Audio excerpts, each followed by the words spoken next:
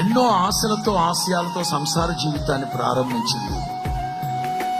ఎన్నో ఆశలతో కుటుంబ వ్యవస్థలో అడుగుపెట్టింది. చిన్న వయసులోనే భర్త చనిపోయాడు.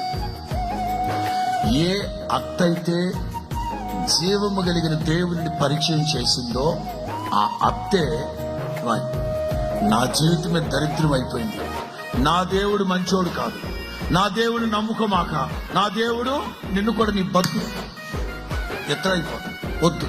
అర్థమైందా?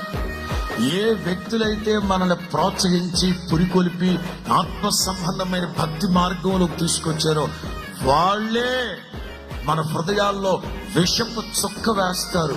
ఈ దేవుడు మంచోడు కాదు, ఈ దేవుడు నమ్మదగినోడు కాదు, నా జీవితాన్ని మారాగా మార్చేశాడు, నా జీవితాన్ని ఎండిన సారహీనంగా చేసేసాడు.